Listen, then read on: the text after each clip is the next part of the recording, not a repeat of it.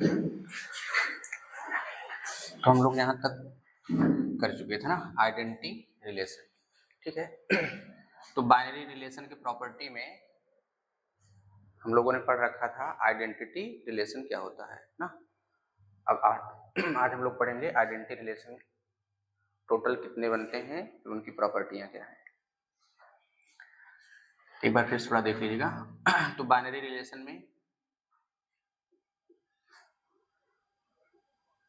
जो binary relation होता है वो क्या होता है, सेल्फ सेट से सेल्फ सेट पे डिफाइन होता है, ठीक है ना। जो बाइनरी रिलेशन होता है वो सेल्फ सेट से सेल्फ यानी ए से ए पर, नेचुरल से नेचुरल पर ना, रियल से रियल पर, यानी जो भी सेट दिया होगा उसी से उसी पर डिफाइन होता है।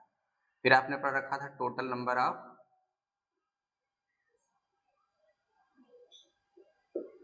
नंबर ऑफ बाइनरी रिलेशन यानी कुल द्विआधारी संबंधों की संख्या।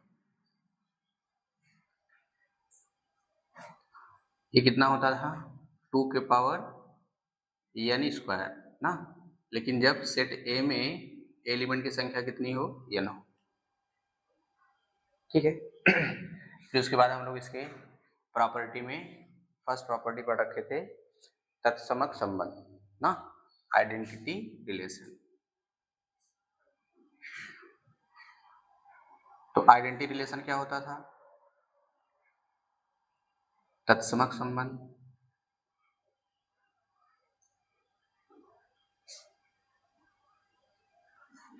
तत्समक संबंध क्या होता था, देखो बाइनरी रिलेशन की प्रॉपर्टी में है, या ऐसे कह दो बाइनरी रिलेशन के प्रकार में है। इसका मतलब ये जो आइडेंटिटी रिलेशन है वो भी किस पर डिफाइन होगा, खुद से खुद पर, क्योंकि जब बाइनरी रिलेशन की प्रॉपर्टी में आता है ना, तो बाइनरी रिलेशन जिस सेट से जिस सेट पर डिफाइन होगा तो आइडेंटिटी रिलेशन भी उसी सेट से उसी सेट पर डिफाइन होगा, ठीक है ना। अगर हम लोग सेट ए ले रहे हैं तो फिर जो आइडेंटिटी रिलेशन होता है वो क्या होता है, any relation on set A is said to be identity relation if every element of set A, if every element of set A related to itself only ना, यदि सेट A का प्रत्येक अवयव केवल स्वयं से रिलेटेड हो उसे क्या बोलते हैं, तत्समक संबंध, बाकी किसी से रिलेटेड नहीं होना चाहिए ना। अगर सेट A लिए हैं तो इस पर जो आइडेंटिटी रिलेशन रिप्रेजेंट किया जाता था वो उसे लिखते थे आई ए से। इसमें एलिमेंट कैसे आते थे, ये order pair A such that for all A belongs to A ना। सेट ए के हर एलिमेंट के लिए सेट ए के हर एलिमेंट के लिए जितने भी एलिमेंट हो सबसे रिलेटेड हो। अगर इस टाइप का ऑर्डर पेयर देगा सेट ए के हर एलिमेंट के लिए तो वो जो रिलेशन होगा, अब उसका नाम हम लोग आर नहीं रखेंगे ना, अब उस आर की क्या रखेंगे, आई। अब किस सेट पर डिफाइन हो रहा है, मान लो ए पर तो आई ए लिखो, आर पर हो रहा है तो आई आर लिखो, ठीक है ना। जिस भी सेट पर डिफाइन हो हम लोग उस पर इसको रिप्रेजेंट करेंगे, ठीक है ना। जैसे मान लो अगर सेट बी दिया हुआ है, अब कह दे कि सेट बी पर डिफाइन आइडेंटिटी रिलेशन बनाइए तो क्या लिखेंगे, आई भी लिखेंगे। नोटेशन समझ में आ गया ना। और नहीं फिर जनरली हम लोग क्या लिख देंगे, आई लिख देंगे, कोई दिक्कत नहीं, ठीक है। और बाकी जो इसका स्टैंडर्ड नोटेशन है वो ये, जो सेट हो यहाँ पदाक्षर में लिखिए और बाकी क्या लिखना है, आई। तो एलिमेंट कैसे मिलेंगे, ये सेल्फ से सेल्फ, और सेट ए का कोई भी एलिमेंट छूटना नहीं चाहिए, केवल और केवल स्वयं से रिलेटेड हो, बाकी किसी से रिलेटेड ना हो ना। इस पर हम लोग एग्जाम्पल भी देखे थे। अब इसमें हम लोग आते हैं प्रॉपर्टी ऑफ आइडेंटिटी रिलेशन। तो यहाँ तक हो जाने के बाद लिखिएगा प्रॉपर्टीज ऑफ आइडेंटिटी रिलेशन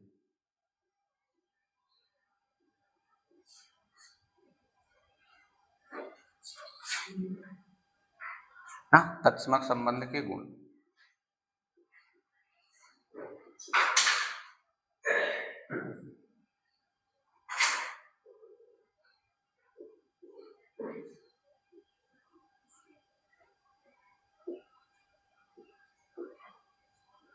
तत्समक संबंध के गुण।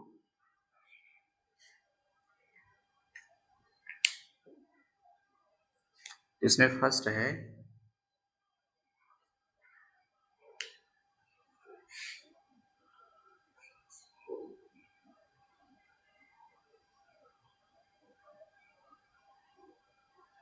किसी समुच्चय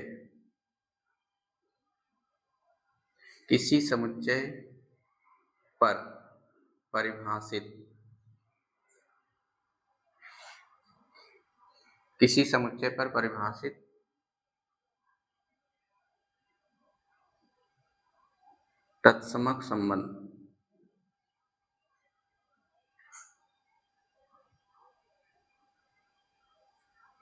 तत्समक संबंध अद्वितीय होता है।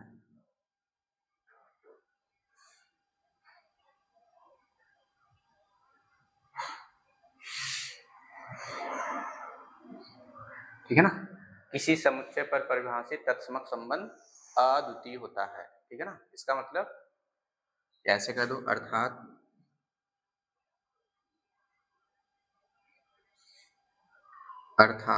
किसी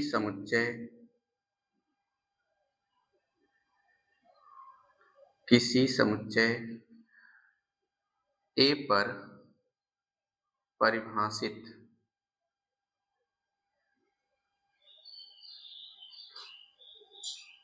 तत्समक संबंधों की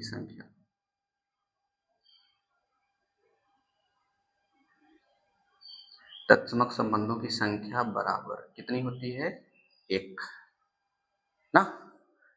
कोई भी सेट हो उस पर जो परिभाषित तत्समक संबंध होगा उसकी संख्या कितनी होगी? एक। बाकी हम लोग इस पर एग्जांपल देखे थे ना, तत्समक संबंध का जो एग्जांपल अच्छे बताए थे। एक सेट लिया गया था ये, हम लोग उसमें R1 R2 R3 R4 R5 R6 करके हम लोगों ने 6 रिलेशन डिफाइन किया था। और उसमें भी आपने देखा था केवल एक ही तत्समक संबंध था, बाकी तत्समक संबंध नहीं थे। ठीक है ना, तो किसी समुच्चय पर परिभाषित तत्समक संबंधों की संख्या कितनी होती है? एक, इससे ज्यादा नहीं होगा। नंबर 2 है, यदि ए एक, या फिर ऐसे लिखिए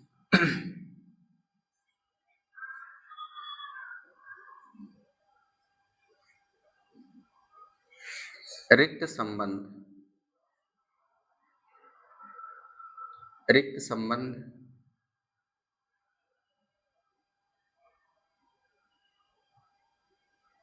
तत्समक संबंध होता है। रिक्त संबंध तत्समक संबंध होता है या होगा यदि दिया गया समुच्चय ऐसे, इसको लिखिए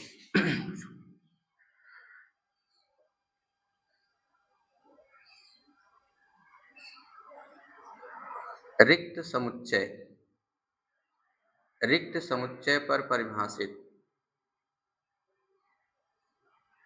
रिक्त संबंध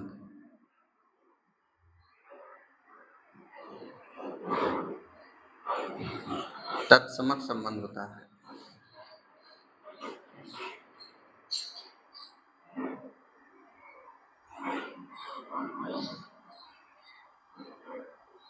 ठीक है, रिक्त समुच्चय पर परिभाषित रिक्त संबंध तत्समक संबंध होता है। कहने का मतलब क्या है कि अगर कोई सेट, एग्जाम्पल ले लो, चलो एग्जाम्पल, जैसे ए दिया हुआ है 5 ना, पर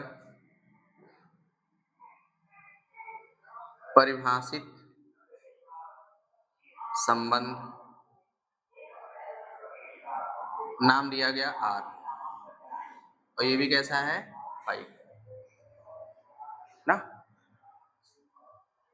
चलिए समुच्चय लिखिएगा, समुच्चय A बराबर 5 पर परिभाषित संबंध R, वो भी कैसा है? 5 है ना। चलिए इसको हम लोग ऐसे लिखेंगे। अब इसको भी हम लोग क्या कहते हैं? ये होता है ना, बताओ इस रिलेशन में क्या ऐसा कोई एलिमेंट है जो स्वयं से रिलेटेड ना हो? क्या इस सेट में कोई ऐसा एलिमेंट है जो इसका एलिमेंट ना हो? सबके सब है ना?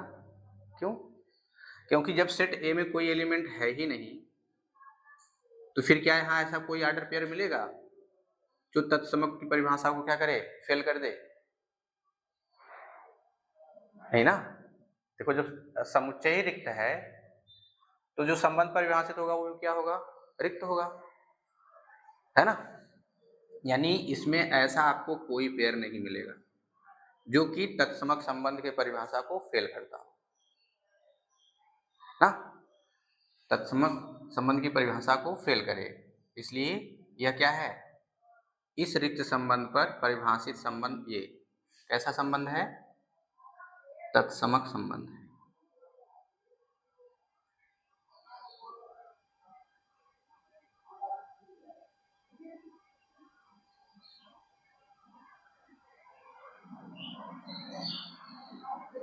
ठीक है ना। यहाँ से इसको रिजल्ट रूप में ऐसे याद रखिए, अगर रिक्त समुच्चय दिया हुआ है तो इस रिक्त समुच्चय पर जो परिभाषित रिक्त संबंध होगा, रिक्त संबंध वो कैसा होगा, तत्समक संबंध होता है ना। हमने ले लिया सेट ए, नाम क्या दिया गया फाई, अर्थात केवल मझला ब्रैकेट लगाकर छोड़ दो, ये होता है ना, मझले ब्रैकेट में कुछ नहीं होना चाहिए इसलिए तत्समक संबंध होगा। अब इस पर एक संबंध परिभाषित किया गया आर, ये कैसा संबंध है, रिक्त संबंध है ना।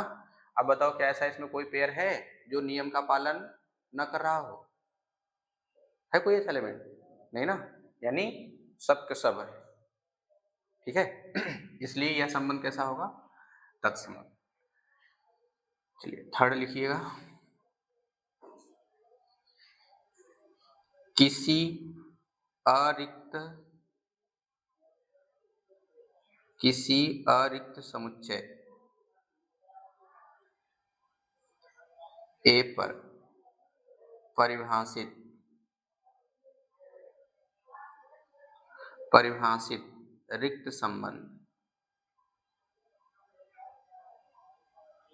रिक्त संबंध तत्समक संबंध नहीं होता है।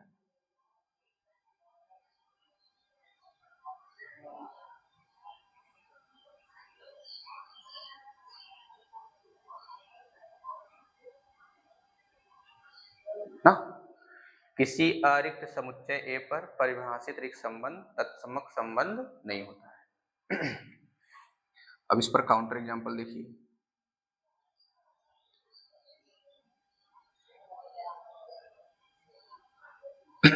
अब जैसे हम लोग ले लिए समुच्चय ए, चलो जिससे परिचित हो ना वही ले लो, 1 2 3 पर परिभाषित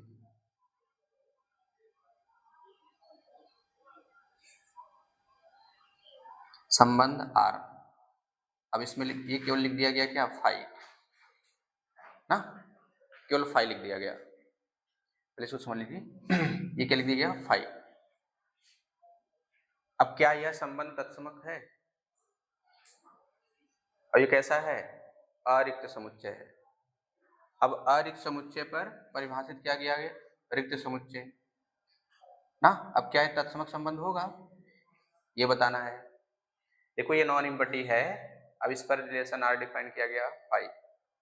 तो अब इस सेट में कौन एलिमेंट आने चाहिए, ए के हर वो एलिमेंट जो खुद से रिलेटेड हो ना, हर एक ए का हर वो एलिमेंट जो खुद से रिलेटेड हो, अर्थात इसमें क्या क्या आना चाहिए था, 1 1 2 2 और 3 3 आना चाहिए था, लेकिन क्या इसमें है, नहीं है ना, इसलिए यह संबंध तत्समक संबंध नहीं है। अगर ये रिक्त रहा होता तब हो जाता, क्योंकि तब ये नियम को फेल ही नहीं करता।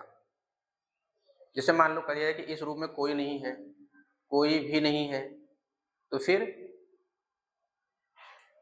अब चाहे 10 घंटा खुला रहे क्लास, चाहे 5 घंटा को कोई फर्क पड़ेगा, कुछ भी नहीं, है ना। अब जब मान लो अगर इसमें कुछ लोग हैं और उसके बावजूद भी कोई न पढ़े, कोई भी न पढ़े, ठीक है ना, कितना भी पढ़ाया जाए, तो फिर नियम का पालन हुआ, यानी पढ़ाया गया लेकिन आपने पढ़ा ही नहीं, तो वह संबंध कैसा होगा? तत्समक संबंध नहीं होगा। तो वैसे यहाँ देखो सेट ए में एलिमेंट दिया हुआ है और इस पर जो संबंध परिभाषित कर दिया गया वो कैसा है? रिक्त है ना। जबकि तत्समक कहता है कि अगर कोई सेट दिया हुआ है तो उसके हर एलिमेंट खुद से रिलेटेड हो, जिस रिलेशन में, वो क्या कहलाएगा? तत्समक संबंध। देखो रिलेशन तो डिफाइन किया है, लेकिन क्या यहाँ पे जो एलिमेंट होने चाहिए ए के हर एलिमेंट जो स्वयं से है रिलेटेड हो, क्या इसमें दिख रहा है? नहीं है ना।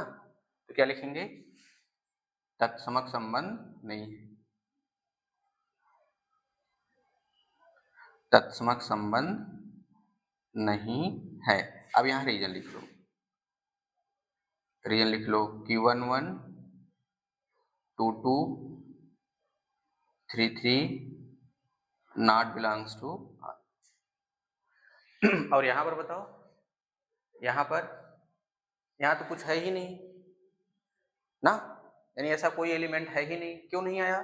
क्योंकि ए में कोई एलिमेंट नहीं है। जब इसमें कोई है ही नहीं तो क्या इसमें कोई आएगा? नियम को फेल करेगा? नहीं करेगा। इसलिए संबंध कैसा होगा? तत्समक। यानी रिक्त पर परिभाषित रिक्त संबंध तत्समक है। लेकिन अगर अरिक्त समुच्चय अरिक्त समुच्चय दिया हुआ हो और उस पर परिभाषित संबंध रिक्त दिया हुआ हो तो तत्समक नहीं होगा। ठीक है ना।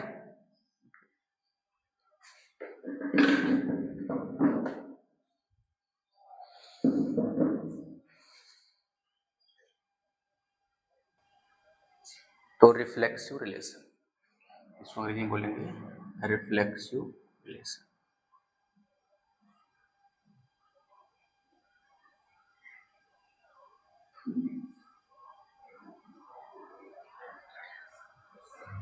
रिफ्लेक्सिव रिलेशन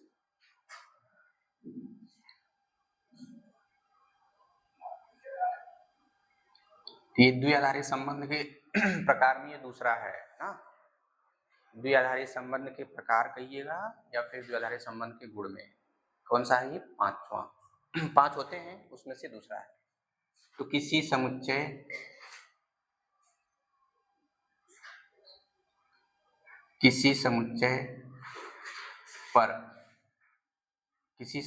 पर परिभाषित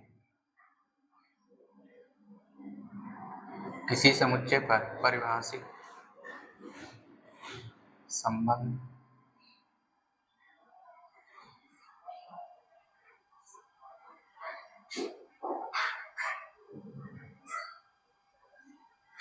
स्वतुल्य संबंध कहलाता है या स्वतुल्य संबंध कहलाएगा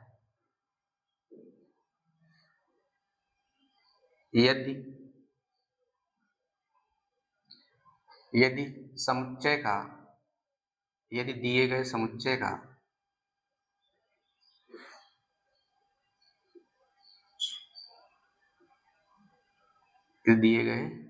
का प्रत्येक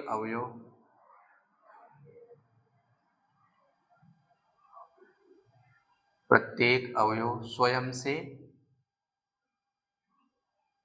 स्वयं से संबंधित हो।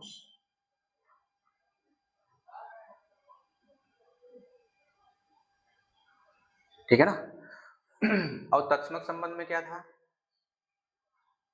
तत्समक संबंध में क्या था? बस यही भी एक वर्ड जुड़ा हुआ था, समुच्चय का प्रत्येक अवयव केवल इसी की जगह क्या जुड़ा हुआ था? केवल स्वयं से संबंधित हो।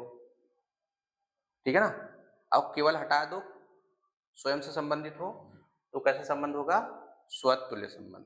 और यहाँ देखो क्या लिखा गया है, किसी समुच्चय पर, कोई समुच्चय हो, any relation, any set, empty non empty चाहे जो भी हो। ठीक है ना। तो अगर उस पर कोई संबंध परिभाषित होता है तो उसे हम लोग स्वतुल्य बोलेंगे। यदि उस समुच्चय का, जिस पर परिभाषित किया गया संबंध है, का प्रत्येक अवयव स्वयं से संबंधित हो। बस। अब यह नहीं कहा केवल स्वयं से संबंधित हो, स्वयं से संबंधित हो। इसका मतलब खुद से तो होंगे ही होंगे, बाकी वाले से भी हो सकते हैं और नहीं भी। ठीक है ना। चलिए, या हम लोग इसको ऐसे कर दें, ये तो हो गया कथन टाइप में ना। अब इसको हम लोग मैथमेटिकली कैसे कहेंगे?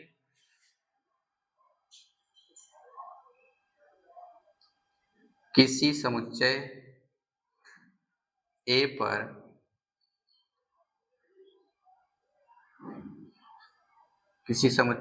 पर परिभाषित कोई संबंध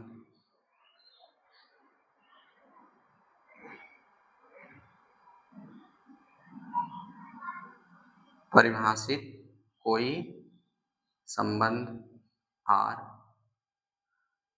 स्वतुल्य संबंध कहलाता है।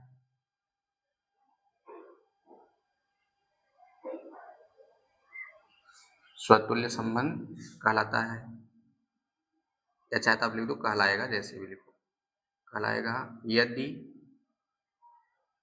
यदि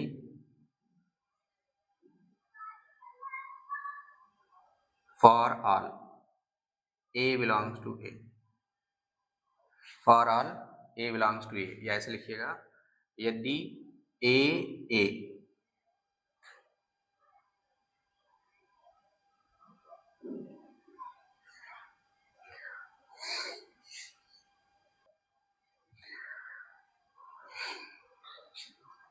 यदि order pair AA belongs to R for all A belongs to A।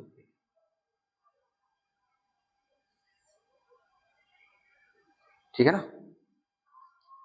तो किसी समुच्चय A पर, यहाँ किसी का मतलब क्या है, कुछ भी ले सकते हैं, इम्पटी नॉन इम्पटी चाहे जो, पर परिभाषित कोई संबंध R स्वतुल्य संबंध कहलाता है या कहलाएगा यदि ऑर्डर पेयर A, देख लो, सेट A के हर एलिमेंट स्वयं से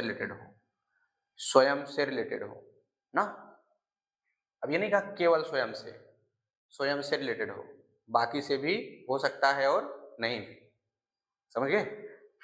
तो तत्समक में और इसमें यही अंतर है, जो तत्समक संबंध था उसमें क्या था, प्रत्येक अवयव, ठीक है ना, प्रत्येक अवयव केवल स्वयं से संबंधित हो, यानी सेट ए का कोई भी एलिमेंट नहीं छूटना चाहिए, केवल स्वयं से संबंधित हो ना। लेकिन इसमें क्या करा है, स्वतुल्य में अब इसमें क्या रहा है, प्रत्येक अवयव किसका, समुच्चय का प्रत्येक अवयव स्वयं से संबंधित हो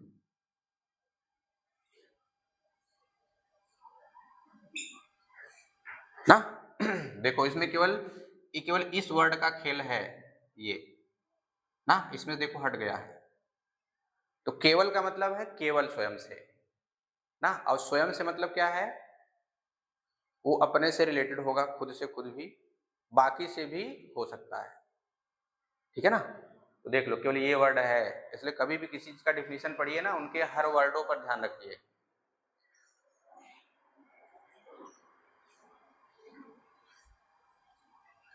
अब इस पर चलिए एग्जाम्पल कर लेते हैं, एग्जाम्पल ले लो। समुच्चय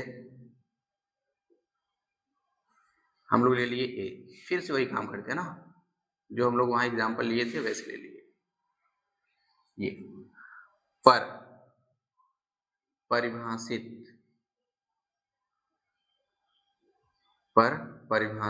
निम्न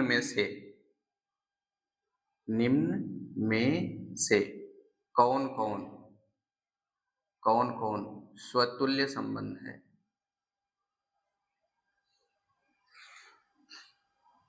स्वतुल्य संबंध है ना। अब इस पे रिलेशन डिफाइन किया गया R1, चलो पहला ले लिए, R1 डिफाइन कर दिया क्या, 5। नंबर 2 R2 डिफाइन किया, मान लो ये है 1 1 2 2 3 3 4 4। नंबर थर्ड है, थर्ड रिलेशन डिफाइन किया 1 1 2 2 3 3। रिलेशन 4 है, अब इस पर डिफाइन किया है 1 1 2 2 3 3 4 4 1 2।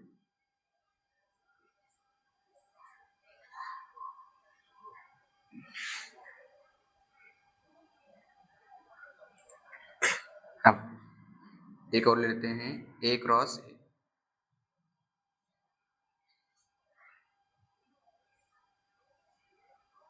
ठीक है ना। चलो ये है 5 एग्जाम्पल। किस समुच्चय में डिफाइन किया गया ये। तो जब कभी भी कोई रिलेशन डिफाइन हो, वहां पर सबसे जरूरी है सेट पर ध्यान देना ना, कि सेट कैसा है, इम्पटी है कि नॉन इम्पटी है। ठीक है, तो यहां दिया गया सेट कैसा है, नॉन इम्पटी है ना, नॉन इम्पटी है। फिर उसके बाद जिस संबंध के बारे में पूछ रहा है उस संबंध का डिफिनेशन पता हो। जो संबंध पूछ रहा है उस संबंध का डिफिनेशन पता हो। पहली बात तो सेट को ऐसा लिए हो वो पता हो जाए। ठीक है, उसके बाद जिस संबंध के बारे में पूछ रहा हो उस संबंध का पूरा एकदम डिफिनेशन अच्छे से पता हो ना। तो उस संबंध जो दिया हुआ है सेट, उस पर जो संबंध परिभाषित होंगे अब उस पर डिफिनेशन को अप्लाई करो ना। अगर डिफिनेशन को सेटिस्फाई करता है या फॉलो करता है तो वह रिलेशन उस सेट पर जो परिभाषित है तत्समक हो, स्वतुल्य होगा, अन्यथा स्वतुल्य नहीं होगा। केवल वही नहीं, जो भी पूछेगा संबंध डिफिनेशन को सेटिस्फाई करेगा तो होगा, अन्यथा नहीं होगा। अब यहाँ देखो क्या है, बताओ ये स्वतुल्य होगा क्यों?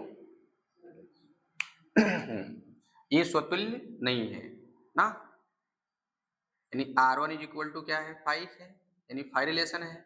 हम लोग इसको क्या बोलेंगे,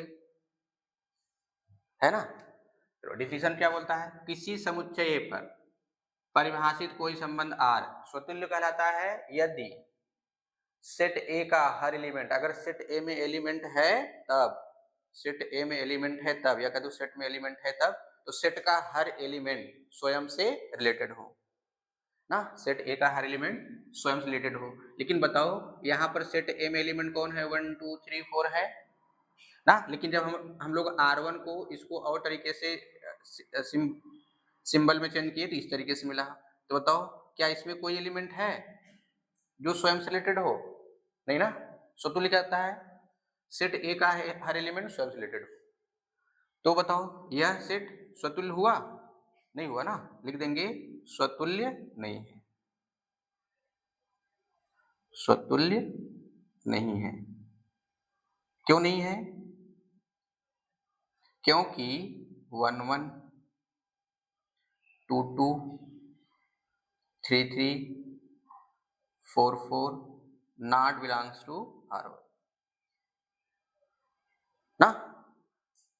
क्या इसमें से कोई एलिमेंट है जो R1 बिलोंग करता है जब सेट ए नॉन इम्पटी हो, नहीं ना। यानी यहाँ का हर एलिमेंट, देखो स्वतुल्य में स्वतुल्य डिफिनेशन डिफाइन इस पर हो रहा है, तो जो रिलेशन डिफाइन होगा उसमें कौन कौन आना चाहिए, 1 1 2 2 3 3 4 4 आना चाहिए, ये आना चाहिए। बाकी आए चाहे मत आए, ये आना चाहिए। बाकी आ गया ठीक है, नहीं आया तो कोई बात नहीं, खुद वाला तो है ना। लेकिन इसमें ऐसा कोई है, कोई नहीं था, जबकि इसमें 1 1 2 2 3 3 4 4 होना चाहिए था, लेकिन इसमें है नहीं, इसलिए स्वतुल्य नहीं है। ठीक है, अब सेकंड में बताओ, सेकंड है 1 1 2 2 3 3 4 4, है कि नहीं, है ना। देखो इसमें जितने भी एलिमेंट हैं यानी आर्डर पेयर ग्रुप में, हर आर्डर पेयर का हर एलिमेंट स्वयं से रिलेटेड है। देखो इस आर्डर पेयर के एलिमेंट क्या है, 1 है, 1 1 से रिलेटेड है, 2 है, 2 2 से 3। तो देखो इसमें कितने एलिमेंट हुए, 1 2 3 4, तो सब तो इसमें है ना, यानी इसका हर एलिमेंट स्वयं से रिलेटेड है। ऐसे आर्डर पेयर यहाँ पर विद्यमान है, इसलिए यह स्वतुल्य है, स्वतुल्य संबंध है। थर्ड बताइए R3, अब ये होगा कि नहीं होगा, ये होगा? नहीं होगा ना, क्यों? 4 4 होना चाहिए था। इसमें क्या था डेफिनेशन, स्वतुल्य सेट का प्रत्येक अवयव स्वयं से रिलेटेड हो। और सही बात है, स्वयं से रिलेटेड है, लेकिन एक नहीं है, कौन? 4 वाला होना चाहिए ना, बाकी स्वतुल्य के डेफिनेशन से फॉर ऑल ऐसा। लेकिन स्वयं से सब रिलेटेड हैं, 1 1 2 2 3 3 हैं, लेकिन 4 वाला गायब है, जबकि उसको भी बाय डेफिनेशन होना चाहिए था। क्या लिख देंगे? 1 1 2 2 3 3 ये स्वतुल्य नहीं है, स्वतुल्य संबंध नहीं है। क्यों नहीं है? अब उसका रीजन लिख दो। देखो, फेल करने के लिए एक ही काफी है ना, और सही करने के लिए सबको होना पड़ेगा। क्या लिखेंगे? क्योंकि 4 4 नॉट बिलोंग्स टू कौन सा सेट है? रिलेशन R के लिए ना, यानी ये वाला एलिमेंट नहीं है। अगर यही हो जाता तो हो जाता। चलिए फोर्थ में क्या है? फोर्थ में बताओ, होगा? R4 है? क्या R4 स्वतुल्य है ना? क्या कहता है स्वतुल्य? दिए गए सेट के हर एलिमेंट स्वयं से रिलेटेड हो, दिए गए सेट के हर एलिमेंट स्वयं से रिलेटेड हो, अर्थात 1 1 होना चाहिए, 1 1 है, 2 2 होना चाहिए, 2 2 है, 3 3 होना चाहिए, 3 3 है, 4 4 होना चाहिए, 4 4 भी है, बाकी हो चाहे भाड़ में जाए, उससे मतलब नहीं है ना? यहाँ देखो फुलफिल कर रहा है कि नहीं डेफिनेशन, है ना? बोलेंगे R4 स्वतुल्य संबंध है।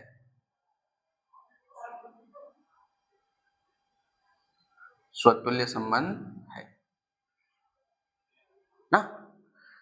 अब रीजन अगर लिखना हो क्यों है, यहाँ लिख दो क्योंकि समुच्चय ए का प्रत्येक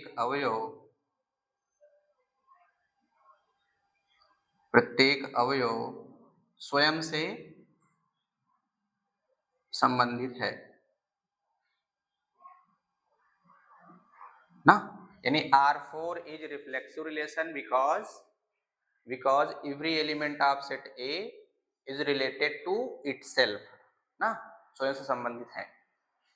चलो फिफ्थ वाला बताइए, ये R5 है? R5 है कि नहीं? क्यों? हाँ, उसके अलावा और होना चाहिए। और भी वो कैसे होना चाहिए? हाँ, उसके अलावा भी आ जाएंगे, लेकिन खुद का देखो, पहले हम लोग क्या करते हैं अपने रियल लाइफ अगर कनेक्ट करो तो हम लोग क्या करते हैं, सबसे पहले अपने से मतलब रखते हैं ना। जब अपना पेट भर जाएगा तब दूसरे का देखते हैं, है कि नहीं? कि पहले दूसरे को देखेंगे ना, तब तो मर गए, है ना? वैसे यही हाल यहाँ पर भी है। इस रिलेशन में R5 देखो एक राशि लिखा हुआ है, एक राशि का मतलब क्या? Cartesian product. तो एक राशि का एलिमेंट निकालो क्या आएगा? 4 है ना, 16 टू आएंगे, 16 आएंगे ना। उस पूरे 16 में 1 1 2 2 3 3 4 4 देख लो है कि नहीं है, अगर नहीं है तो बोल दो नहीं होंगे स्वतुल्य। तो ये एक राशि निकालेंगे, ये रिलेशन आपका क्या बनाएगा? स्वतुल्य बनाएगा ना। अब थोड़ा और एक्सप्लेनेशन करके देखो। देखो हम लोग क्या बनाएंगे यहाँ पे 1 2 3 4 1 2 3 4। अब इसका कार्डियन प्रोडक्ट निकालिए तो क्या क्या मिलेगा? 1 1 फिर 1 2 1 3 1 4। देखो मैथ्स वगैरह में क्वेश्चन अगर शॉर्ट फॉर्म में दिया है, अगर उसको एक्सप्लेन कर पाओ ना, पूरा कर लिया करो तो और क्लियर समझ में आ जाएगा। अब क्या निकालेंगे? 2 2 2 3 2 4 फिर 3 1 3 2 3 3 3 4 4 1 4 2 4 3। इधर दिख रहा है 4 4 हो गए 16 एलिमेंट। अब ढूंढो क्या ढूंढना है, सेट ए में कितने एलिमेंट हैं, 4, 1 2 3 4, तो कौन कौन होना चाहिए, 1 1 2 2 3 3 4 4, देख लो है कि नहीं है। अगर इनमें से कोई गायब हुआ तो बोल देंगे स्वतुल्य नहीं है, अगर आ गया तो हो जाएगा, फिर बाकी चाहे मिले चाहे ना मिले। यहाँ देखो 1 1 है ना, यहाँ 1 1 है, फिर देखो 2 2 इधर है, यहाँ है, फिर 3 3 ये देखो है ना, फिर 4 4 यहाँ है। तो सेट ए का हर एलिमेंट स्वयं से रिलेटेड है, ऐसे हमारे पास पेयर हैं, बाकी से हो चाहे मत हो, उससे कोई मैटर नहीं करता है, ठीक है। तो फिर ये आपका क्या बन गया, स्वतुल्य है।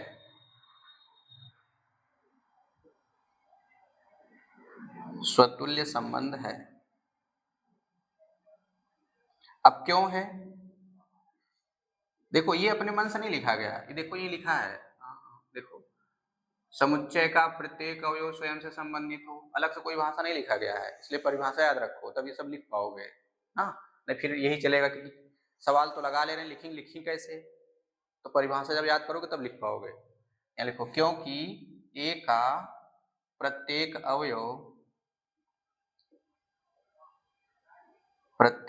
अवयव स्वयं से संबंधित है।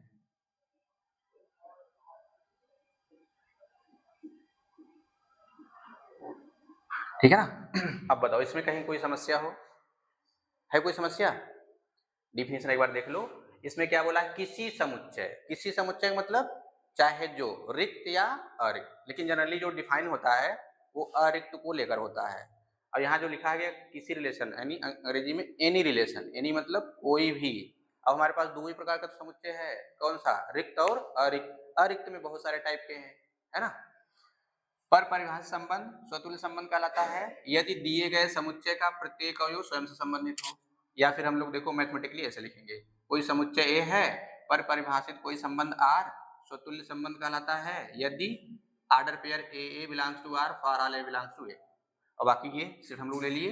अब इसमें बहुत सारा ये रिलेशन डिफाइन करके दिया हुआ है, कौन सा स्वतुल्य है कौन सा नहीं है ये बताना है, ठीक है ना। इसमें R1 हमारा क्या बन गया, स्वतुल्य नहीं है। क्यों, क्योंकि ए नॉन इम्पटी है। इस पर जो रिलेशन डिफाइन हुआ है इम्पटी, उसमें सेट ए का प्रत्येक अवयव स्वयं से रिलेटेड नहीं है। अब R2 ये स्वतुल्य है क्योंकि सेट ए के हर एलिमेंट स्वयं से संबंधित है, ऐसे पेयर यहाँ पर उपलब्ध हैं। R3 क्या है, नहीं होंगे, स्वयं से रिलेटेड हैं लेकिन 3 तक है, 4 4 नहीं है। R4 इसके हर एलिमेंट, सेट ए के हर एलिमेंट स्वयं से रिलेटेड है, ऐसे ऑर्डर पेयर उपलब्ध है यहाँ पे रिलेशन में ना। और ये अब ये इस टाइप का एलिमेंट हो चाहे मत हो कोई दिक्कत नहीं है। अब R5 क्या है, एक राशि, ये भी होगा क्योंकि एक राशि में जब प्रोडक्ट निकालेंगे एक राशि की वैल्यू, उसमें कितने एलिमेंट आएंगे, 16। उस 16 एलिमेंट में देखो 1 1 2 2 3 3 4 4 है कि नहीं है, इसलिए क्या कहलाएगा ये स्वतुल्य